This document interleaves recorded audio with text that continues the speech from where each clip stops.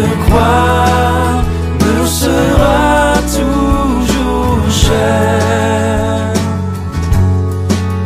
Elle est gloire et victoire pour moi. Et par elle, en la maison du Père, la couronne est offerte à ma foi. Et par elle, en la maison du Père, la couronne est offerte à ma foi.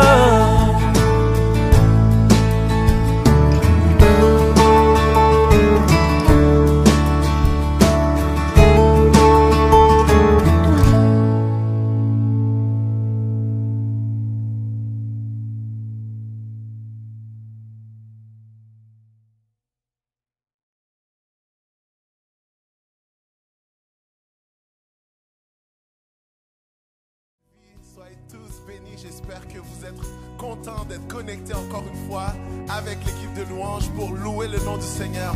Ce matin, on célèbre le nom de Jésus, le nom le plus élevé ce matin. Comment louer le Seigneur avec nous? Alléluia! Hey! Que ton nom est majestueux, oh yeah, Seigneur, sur toute la terre, yeah. Ton nom est fort et puissant, ton nom est glorieux et grand, en lui nous sommes sauvés. Le nom de Jésus, plus haut que tous les noms, roi des rois, Roi des rois, aucun nom n'est comme le sien. je chante ce nom, le nom de Jésus, plus haut que tous les noms. Alpha. Alpha, Oméga, aucun nom n'est comme le sien. Hey! Come on! Hey! Louez le Seigneur!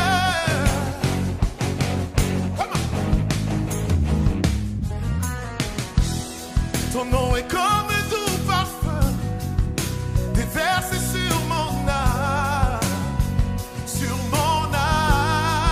yeah. Yeah.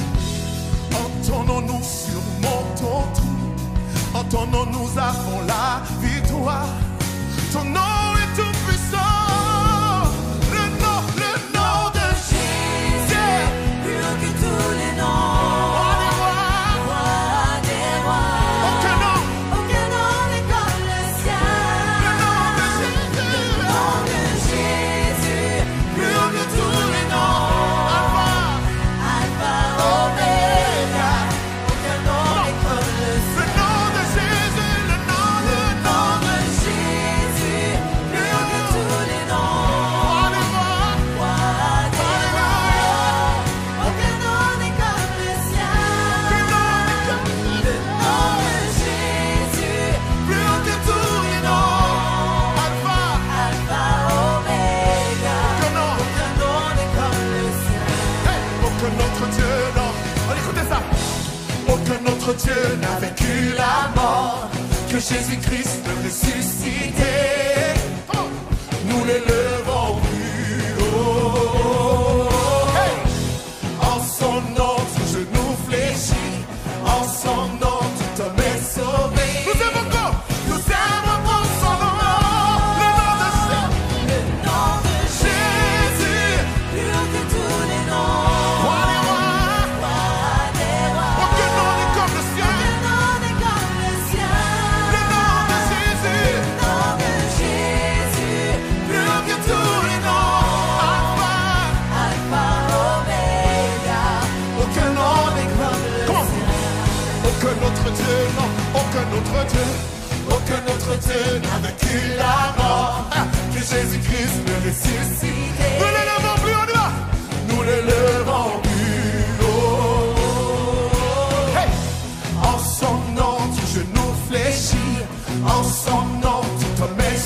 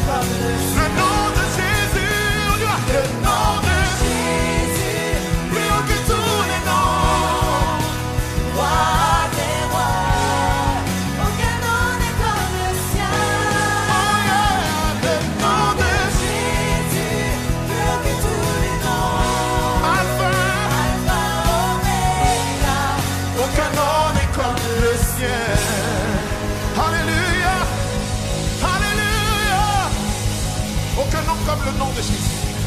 Alléluia. Glory to God.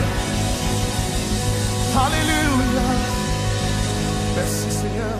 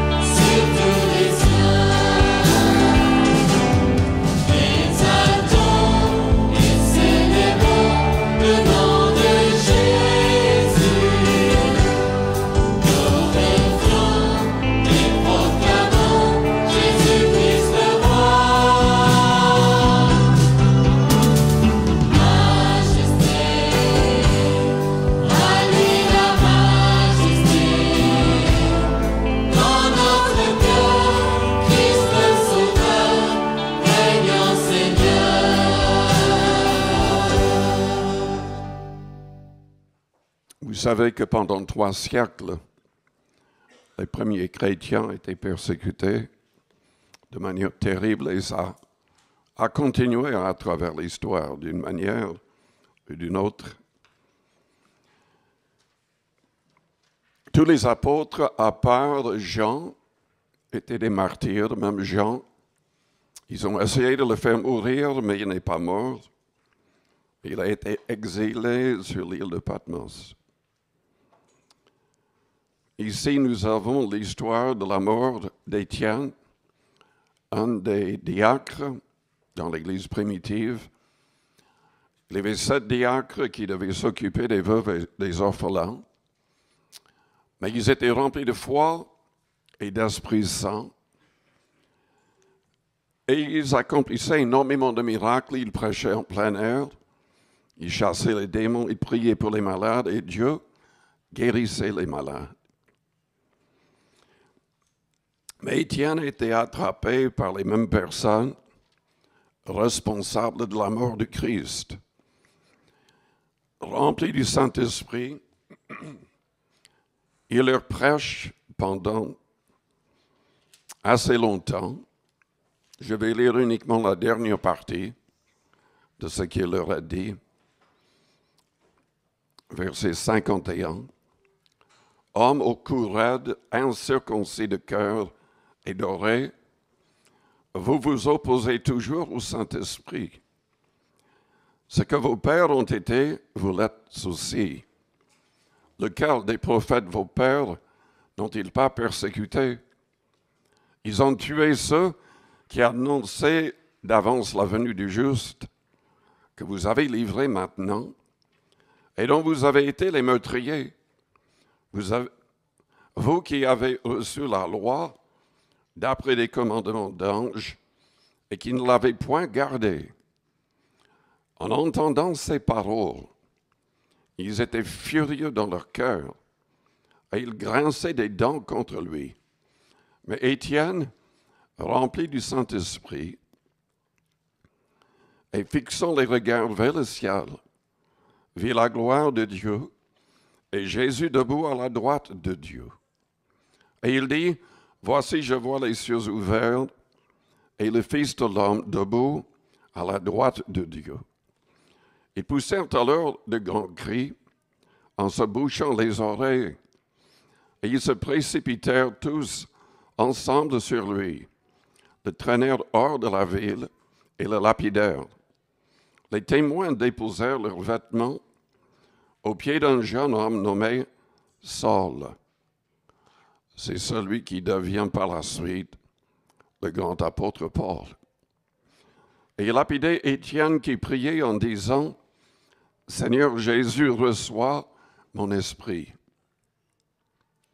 Puis s'étant mis à genoux, il s'écria d'une voix forte, « Seigneur, ne leur impute pas ce péché. » Et après ces paroles, il s'endormit. Prions le Seigneur avant d'aller plus loin. Père Céleste, nous te louons, nous te bénissons ce matin pour ta parole et pour le Saint-Esprit qui nous aide. Seigneur, manifeste-toi à toute personne ici. Que tous soient sauvés. Que tous reçoivent le Saint-Esprit dans sa plénitude, afin d'accomplir toute ta volonté, afin d'avoir la force nécessaire pour accomplir ton plan. Au nom de Jésus-Christ, Père, parle dans les cœurs et les consciences et aide tous. Au nom de Jésus-Christ. Amen. Vous pouvez vous asseoir.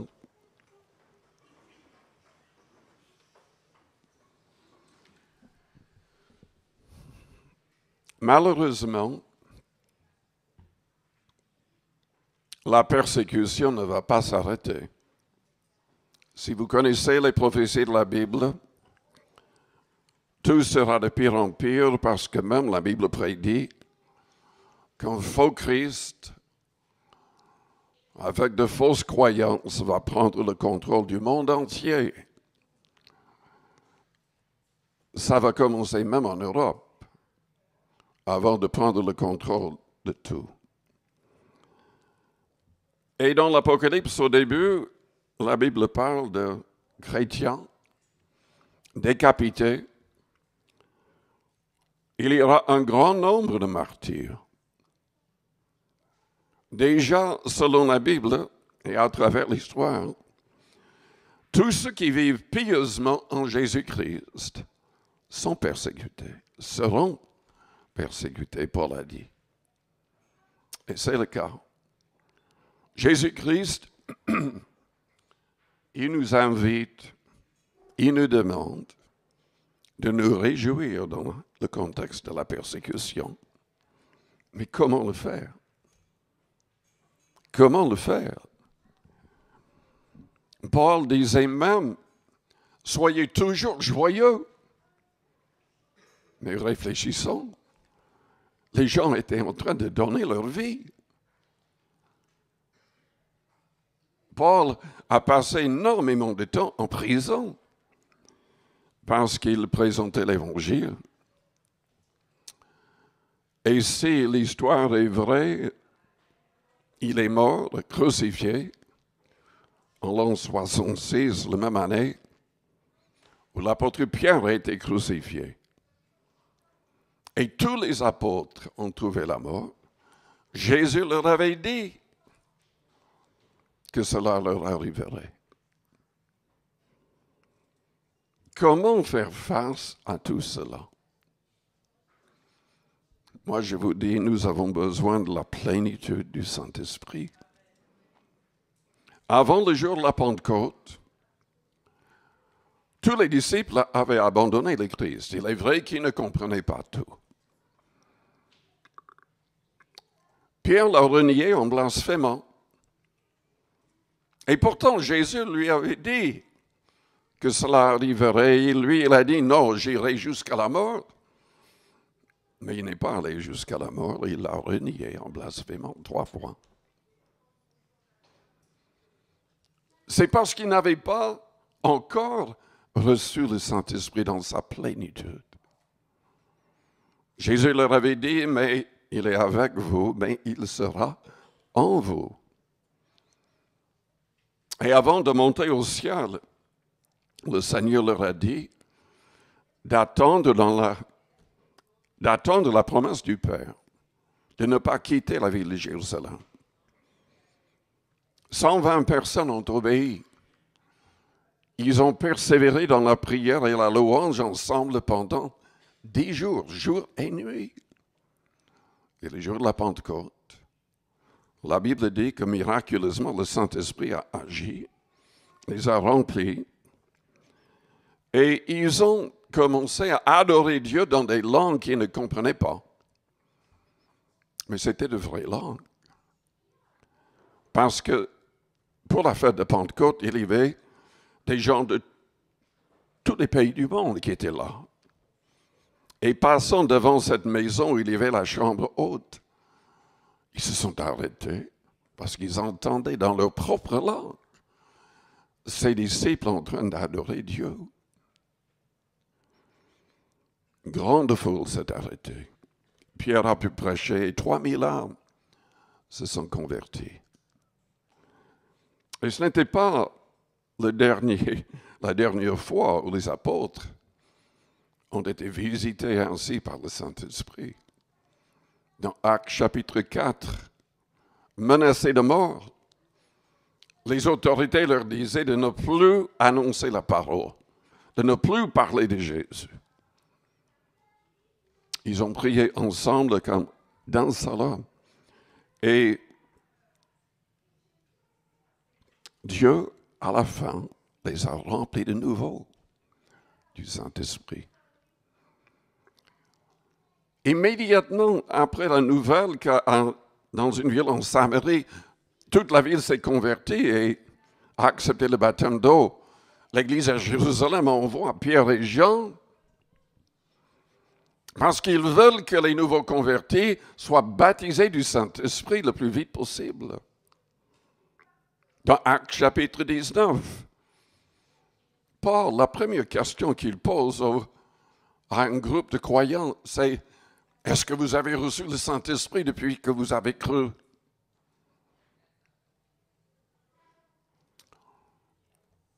Ils ne l'avaient pas.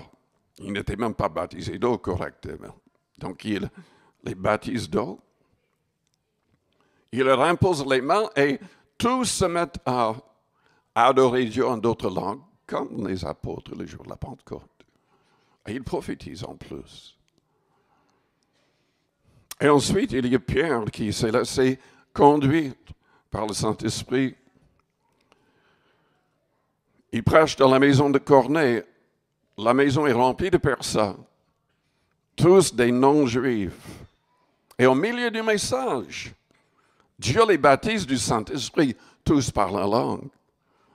Et Pierre comprend que Dieu a choisi de sauver toutes les nations par la simple foi en Christ. Et il les baptise d'eau. Toutes ces personnes entrent dans l'Église. Nous avons besoin de l'expérience de la Pentecôte. Nous avons besoin de parler en langue. Nous avons besoin de la plénitude du Saint-Esprit. Moi-même, j'ai été converti, croyant, pendant plusieurs années avant de faire l'expérience de la Pentecôte. Et je peux vous dire, il y a une différence. Quand on est réellement rempli du Saint-Esprit et quand on continue à parler en langue, à prier en langue, à adorer Dieu en langue, ça change tout. Ça change tout. Moi-même, j'étais horriblement timide. Je préférais échouer dans l'école que de donner un exposé devant la classe. Mais quand on prie en langue, quand on laisse agir le Saint-Esprit, on reçoit le courage de témoigner. La timidité est chassée, les craintes sont chassées, et tout peut changer. J'ai raconté le témoignage de mon frère qui était plus jeune que moi. à l'âge de 12 ans, il était déjà très adulte dans sa tête, mais dans le mauvais sens. Il a échoué à l'école. On était dans une famille chrétienne. On priait, on lisait la Bible à la fin des repas. On était dans toutes les réunions à l'église avec nos parents. Mais lui-même, il agissait comme un hypocrite. En fait, il était très loin d'être chrétien. Il avait formé un petit groupe, il volait dans les magasins, il fumait, il touchait à la drogue. Et il était en train de lire tous les livres qui parlaient des grands bandits, gangsters de l'histoire. Il voulait être un gangster. C'était ce que le diable avait placé dans son cœur et dans sa tête. Mais quelqu'un lui a parlé de ce qui s'est passé le jour de la Pentecôte. Et un jour, il m'a dit, je vais aller à l'église le jour de la Pentecôte et je vais parler en langue comme les apôtres. Je me suis moqué de lui. Je lui ai dit, je devrais expliquer que je n'avais pas encore fait l'expérience moi-même. Mais j'étais croyant. Je lui ai dit, mais t'es rien d'autre qu'un hypocrite. T'es un sale pécheur. Aucune chance que tu parles en langue le jour de la Pentecôte. Mais il est allé le jour de la Pentecôte et Dieu l'a baptisé du Saint-Esprit. Pendant 2 heures, il a parlé en d'autres langues, miraculeusement. Ça a changé sa vie tellement que chaque soir, il priait 1 à 2 heures. En général, en langue. Et il a lu ce livre plusieurs fois, de la Genèse jusqu'à l'Apocalypse, cette année-là. Il a commencé à réussir dans toutes les classes. Et à l'âge de 13 ans, il est tellement changé que des pasteurs l'invitent à partager son témoignage et à prêcher. Et depuis lors, il prêche l'Évangile. Dernièrement, il était pasteur d'une église juste en face de l'université de Princeton, dans le New Jersey. Et le Seigneur l'a utilisé pour gagner pas mal d'âmes. Le Saint-Esprit veut nous aider tous. Et je voudrais vous lire plusieurs passages dans la Bible qui parlent de son aide. Le Saint-Esprit peut nous aider à tout supporter. Vous avez remarqué dans le passage que nous venons de lire que Étienne, rempli du Saint-Esprit, a parlé. Rempli du Saint-Esprit, il a supporté sa mort et demande que Dieu pardonne à ceux qui le mettaient à mort. Et parce qu'il avait une relation tellement profonde avec Dieu, Dieu lui a montré le ciel. Il a vu la gloire de Dieu et Jésus-Christ debout à sa droite. Le Saint-Esprit nous aide à aimer. Nous sommes appelés à aimer nos ennemis. Mais comment aimer quelqu'un qui est en train de mettre à mort vos enfants, vos amis? Sinon par le Saint-Esprit qui peut changer tout en nous. La Bible dit dans Romains 5, au verset 5, que l'amour de Dieu est répandu dans nos cœurs par le Saint-Esprit qui nous a été donné. Il nous aide à pardonner. Dans 1 Pierre, chapitre 4, Pierre a dit ainsi donc, Christ ayant souffert dans la chair, vous aussi, armez-vous de la même pensée. Car celui qui a souffert dans la chair en a fini avec le péché, afin de vivre non plus selon les convoitises des hommes, mais selon la volonté de Dieu. pendant le temps qui lui reste à vivre dans la chair. Au verset 12, « Bien-aimés, ne soyez pas surpris comme d'une chose étrange qui vous arrive de la fournaise qui est au milieu de vous pour vous éprouver. Réjouissez-vous au contraire de la part que vous avez aux souffrances de Christ, afin que vous soyez aussi dans la joie et dans l'allégresse lorsque sa gloire apparaîtra. Si vous êtes outragés pour le nom de Christ, vous êtes heureux parce que l'Esprit de gloire, l'Esprit de Dieu repose sur vous. » Moi, je pense au pasteur Humbard. Quand j'étais tout petit dans notre église, il est passé et il a prêché. Son fils était le premier pasteur à passer à la télé aux États-Unis. Et il a été utilisé pour gagner beaucoup d'argent. Il avait une église locale, un bâtiment qui recevait 8 à 10 000 personnes tous les dimanches. Et son père, enfin, il a été élevé dans une famille d'alcooliques. Il s'est converti quand un évangéliste est passé dans sa ville. Mais il était persécuté par les autres membres de sa famille. Il passait énormément de temps en prière, même jusqu'à 8 heures par jour. Parfois en travaillant quand même en même temps, mais il n'avait pas fait l'expérience de la Pentecôte. Et il n'avait même pas énormément de gens dans cette ville vraiment chrétiens pour l'aider dans ses démarches. Mais un jour, un autre évangéliste est passé. Et le Saint-Esprit a dit à cet évangéliste de l'inviter à voyager avec lui. Il a accepté, il devait simplement l'aider avec pas mal de choses. Il ne prêchait pas. Mais il priait jusqu'à 8 heures par jour. Cet évangéliste avait beaucoup de réunions en plein air. Et un jour, il y avait 5000 personnes en plein air. Et il s'est tourné et a demandé, j'oublie son prénom, mais M. Humbard, quoi, qui n'était pas très âgé à l'époque, qui n'était pas encore marié. Il lui a dit, mais le Seigneur m'a dit que c'est toi qui dois prêcher. Il n'avait jamais prêché. Il ne savait pas comment prêcher.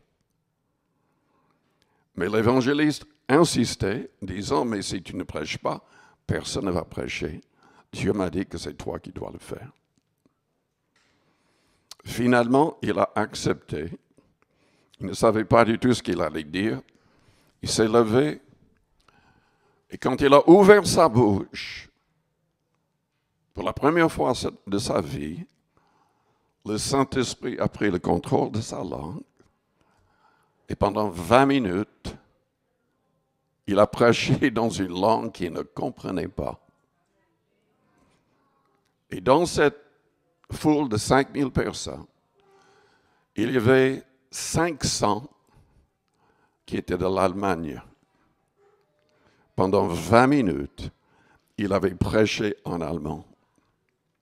Et toutes ces personnes se sont levées, se sont avancées et ont placé leur confiance en Jésus-Christ. Ça n'arrive pas souvent. En général, selon la Bible, il faut prier pour avoir le don de l'interpréter quand il y a une langue.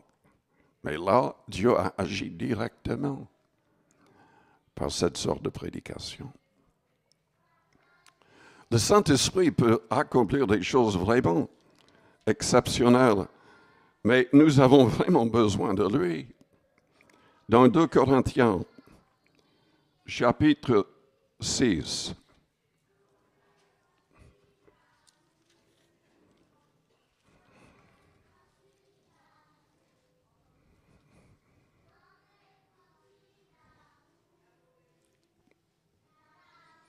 les disciples restaient remplis du Saint-Esprit.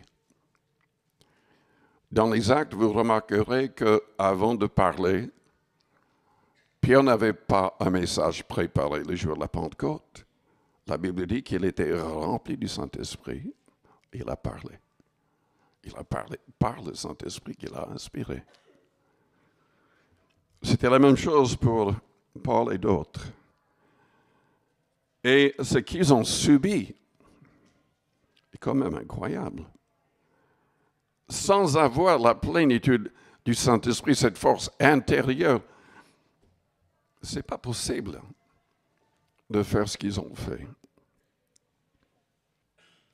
Paul a dit, nous ne donnons aucun sujet de scandale en quoi que ce soit, afin que le ministère ne soit pas un objet de blâme.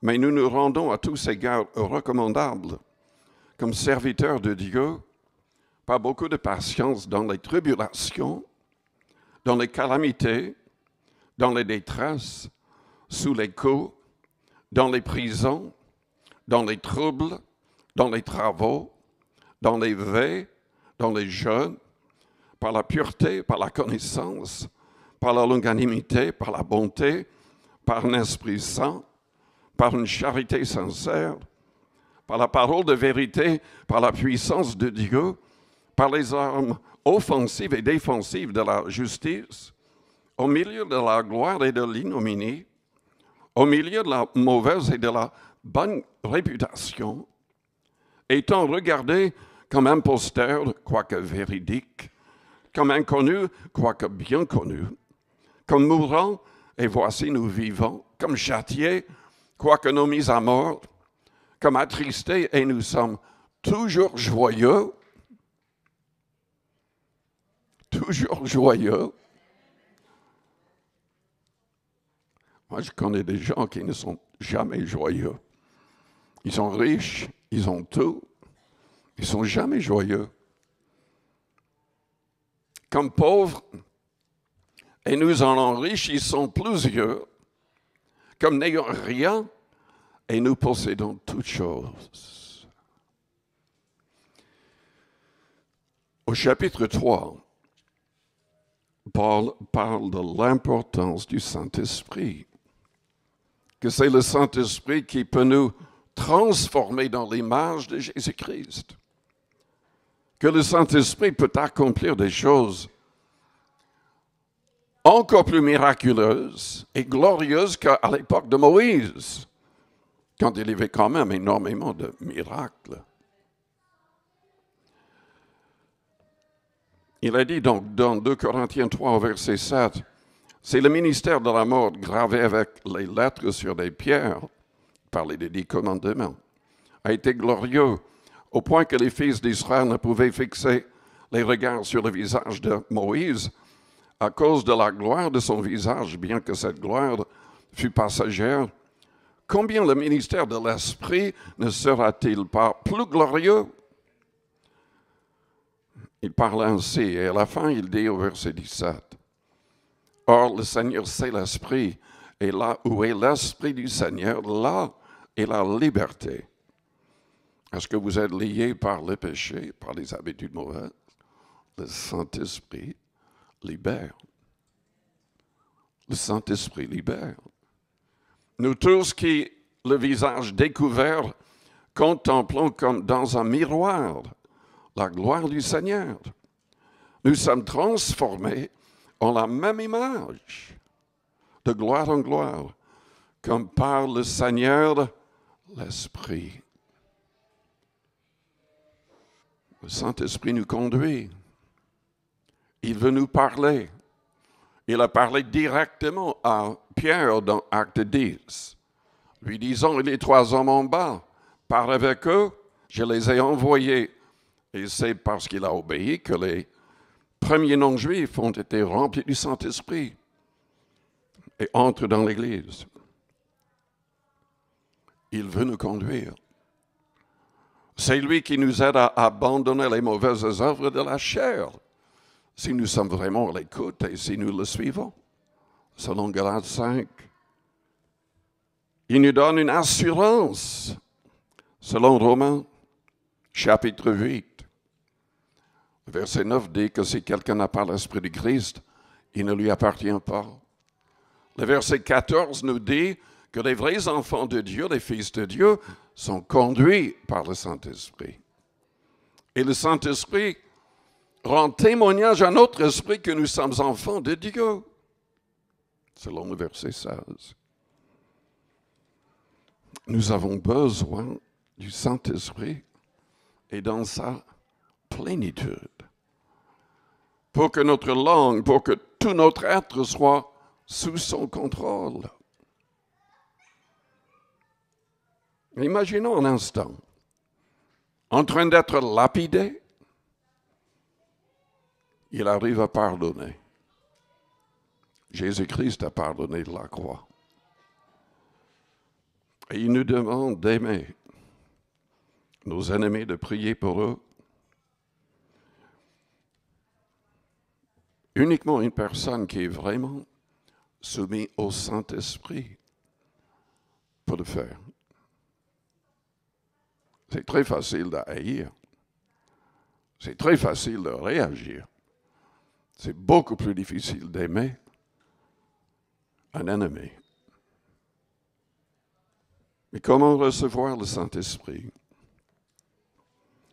Le jour de Pentecôte, Pierre a dit à la foule, « Repentez-vous, que chacun de vous soit baptisé au nom de Jésus-Christ, et vous recevrez le don du Saint-Esprit. » Mais il faut une pleine repentance. Nous devons accepter que Dieu change notre manière de penser, notre manière de parler, notre manière d'agir et de réagir. Nous devons renoncer à tout péché. Nous devons renoncer à nous-mêmes, à notre propre volonté. Nous devons vraiment nous soumettre à Dieu pour qu'il fasse de nous une nouvelle création. Les vrais chrétiens, selon Éphésiens chapitre 2, versets 8, 9 et 10, deviennent l'ouvrage du Christ, créé pour de bonnes œuvres. Jésus libère du pouvoir du péché, de l'esclavage du péché. Il a dit dans Jean 8, si donc le Fils vous affranchit, vous serez réellement libres. Mais comment recevoir à part cela? Il faut attendre, il faut louer, il faut prier, il faut demander, il faut persévérer selon le Christ dans Luc chapitre 11 pour que Dieu donne le Saint-Esprit. Il faut surtout adorer parce que une des raisons pour recevoir le Saint-Esprit et le parler en langue, c'est afin de pouvoir adorer Dieu en esprit. Jésus a dit dans Jean 4, le Père cherche de vrais adorateurs, ceux qui l'adoreront en esprit et en vérité. Si vous lisez 1 Corinthiens chapitre 14, verset 2 et les versets 14 et 15, vous verrez que prier en langue, c'est prier par l'esprit ou en esprit. C'est notre esprit qui est en prière, grâce à la présence du Saint-Esprit. Dieu veut qu'on l'adore. Et je voudrais le dire, il faudrait que je le répète souvent. Nous croyons au message de la Pentecôte. Il y a beaucoup d'églises de Pentecôte dans le monde. Il y a des églises qui ne se disent pas pentecôtistes, mais qui reçoivent quand même l'expérience de la Pentecôte. Mais faire une seule expérience, c'est pas ça que Dieu veut. Il veut qu'on l'adore en langue, tous les jours. Paul adorait Dieu en langue. Il chantait en langue dans son recueillement personnel. Et il chantait et priait dans sa langue maternelle. C'est important parce que selon Paul, celui qui parle en langue s'édifie lui-même. Nous lisons la Bible pour s'édifier. Nous Nous allons à l'église pour être édifiés. C'est important. Plus on prie en langue, plus on devient sensible par rapport à la voix de Dieu, plus on est ouvert pour que les dons surnaturels du Saint-Esprit, qui sont mentionnés dans Corinthiens 12, se manifestent au travers de nous et aident l'Église à être édifiée. Le parler en langue n'est pas pour les réunions de l'Église, à moins que quelqu'un l'interprète pour que tout soit édifié. Mais Paul disait aux Corinthiens qui ne contrôlaient pas la réunion correctement, il leur a dit, je rends grâce à Dieu de ce que je parle en langue, plus que vous tous. Mais il disait que dans l'Église, je préfère parler dans une langue qui va être comprise.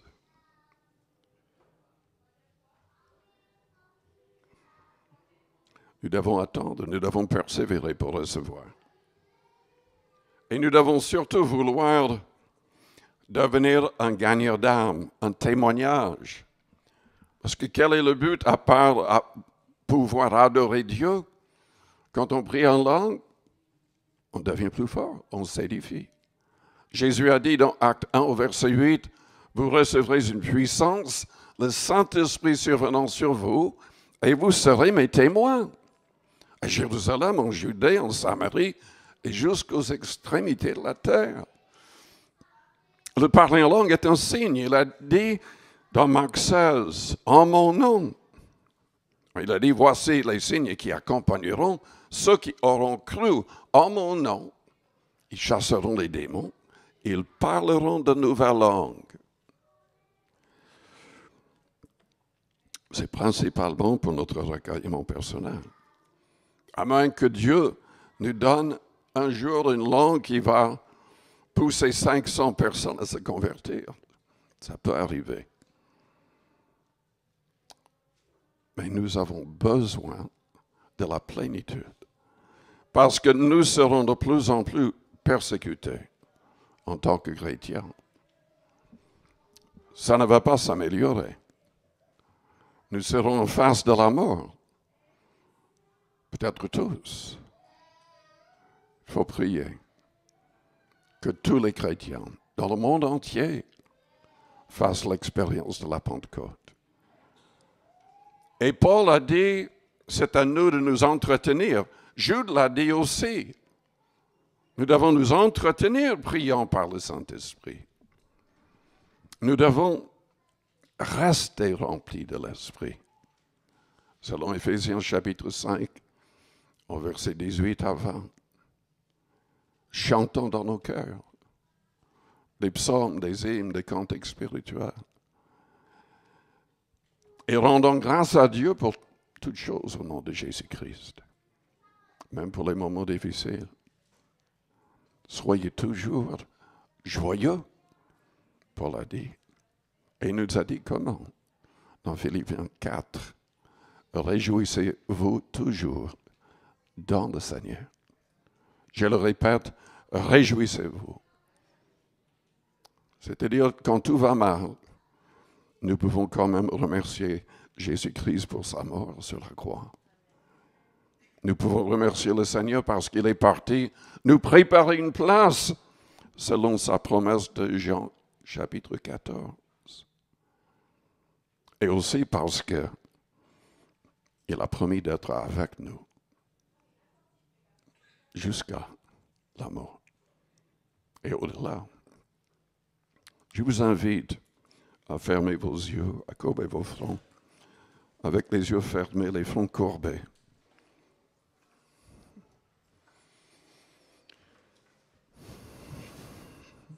Peut-être que vous êtes là et vous n'avez pas encore placé votre confiance en Christ. Vous n'êtes pas encore devenu un vrai disciple du Christ, mais vous voudriez devenir un vrai disciple. Je voudrais prier pour vous, si c'est votre désir. Faites-moi signe en élevant votre main juste pour un instant. Je la verrai. Je prierai pour vous. Merci. Plusieurs personnes. Oui, merci. Soyez bénis. Vous pouvez baisser vos mains. Est-ce qu'il y a quelqu'un d'autre? Merci. Merci. Je vous invite à répéter une prière après moi. Si vous priez avec foi, vous commencerez une nouvelle vie en Christ. Non, ce n'est pas assez simplement de prier. Nous devons agir. C'est nécessaire de se faire baptiser. C'est nécessaire de persévérer pour recevoir la plénitude de l'Esprit. Bien que de parler en langue n'est pas indispensable au salut, c'est vraiment nécessaire si vous voulez avoir la force pour tout confronter dans votre vie.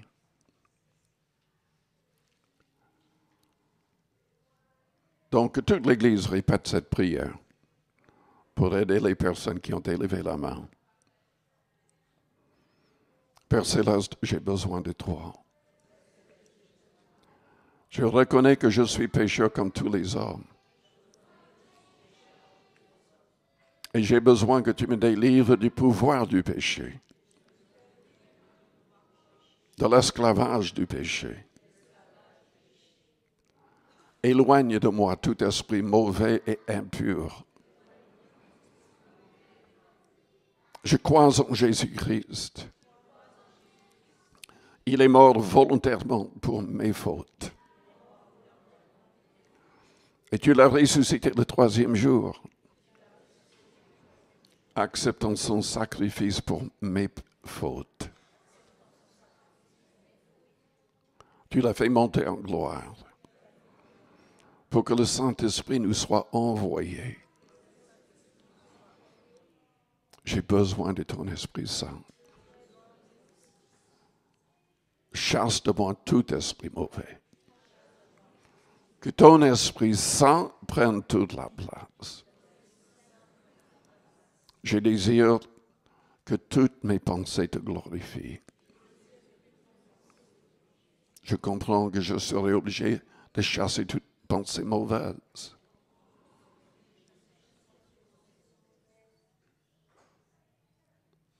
Mais je désire que toutes mes pensées soient captives à la pensée de Jésus-Christ. Je désire que mes paroles te glorifient. Donne-moi la capacité d'aimer et de bénir ceux qui me maudissent. Change ma manière d'agir et de réagir. Je place tout à tes pieds, Seigneur Jésus. Sois le Seigneur de chaque détail de ma vie. Que je devienne un modèle de foi et de pureté. Un modèle d'amour. Au nom de Jésus-Christ. Là, à votre place, priez à votre manière aussi. La Bible dit, si nous confessons nos péchés, il est fidèle et juste pour nous les pardonner et nous purifier de toute iniquité. Quiconque invoquera le nom du Seigneur sera sauvé.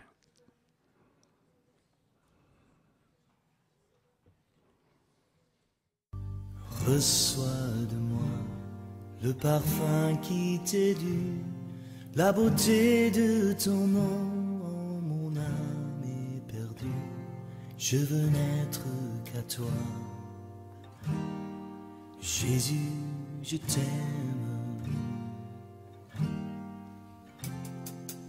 Reçois du peu que je trouve à donner, tout l'amour que mes yeux n'ont pas su te montrer. Je veux n'être qu'à toi. Jésus, je t'aime. Rien n'est plus beau que ton nom. Rien n'est plus saint que le sang du pardon. Je veux n'être qu'à toi, Jésus mon roi.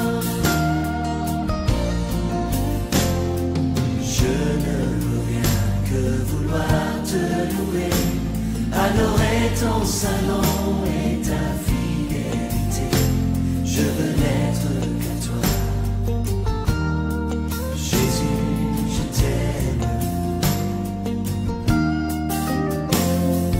Je veux porter et laver à ta croix les pensées de mon cœur dans le cœur de tes voix. Je veux n'être qu'à toi. Jésus, je t'aime. Rien n'est plus beau que ton nom. Rien n'est plus saint que le sang du pardon. Je veux n'être qu'à toi.